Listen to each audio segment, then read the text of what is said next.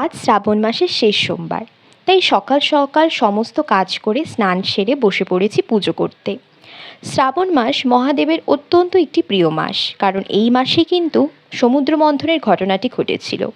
সমুদ্র উত্থিত বিষ থেকে গোটা ধরিত্রীকে রক্ষা করার জন্য মহাদেব নিজ কণ্ঠে তা ধারণ করেছিলেন। তার জন্য তার অপর নাম নীলকণ্ঠ।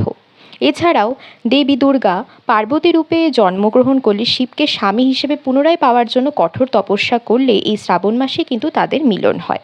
যাই হোক, এখানে আমি ঠাকুরকে পুজোর শেষে ফুল দিয়ে সাজিয়ে দিচ্ছিলাম। আর এই যে দেখতে পাচ্ছ তোমাদের মাইলোকে কিভাবে পুজোর সময় আমাকে জ্বালাতে থাকে। আসলে কি বলো তো, ওদের মধ্যেই তো ভগবানের বাস।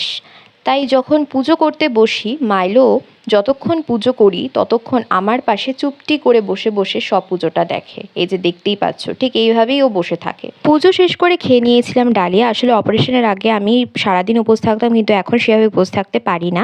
তো এরপর সন্ধ্যেবেলায় মুষলধারে বৃষ্টি নেমেছিল। বৃষ্টি শেষ হওয়ার পর আমি আর আমার এক দিদি চলে গিয়েছিলাম আমাদের পাড়াতেই এক জায়গায়। শ্রাবণ মাসের এই দিনে বড় করে শিবের পুজো হয়, আর তার সাথে প্রচুর মানুষকে কিন্তু প্রসাদ খাওয়ানো হয়।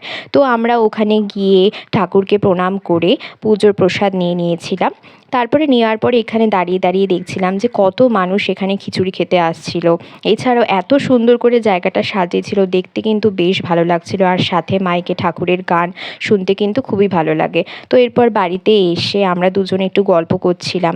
আর এই যে দিদি এখানে একটু ফোনে কথা বলছিল। এরপর আমার আর ময়ূখের এক ভাইয়ের বাড়িতে ইনভাইট ছিল এই পুজোরই। তো তারপর আমরা ওখানে চলে গেলাম। অনেক দূরে ছিল, আসলে উত্তর কন্যার ওখানে ওর বাড়ি। তো ওখানে ইনভাইট ছিল, ওখানে গিয়ে আমরা ঠাকুরকে প্রণাম করে প্রসাদ খেয়ে নিলাম। তারপর ওখানে একটু গল্প টল্প করে চলে আসলাম কিন্তু আমরা বাড়ির উদ্দেশ্যে। আর ফিরতে ফিরতে অনেক রাত হয়ে গিয়েছিল, তাই রাস্তাঘাট কিন্তু ফাঁকা হয়ে গেছিলো, বেশ একটা গা ছমছম ব্যাপার। আর দেখতেই পাচ্ছ রাস্তাটা কি সুন্দর, পাশে গাছপালা।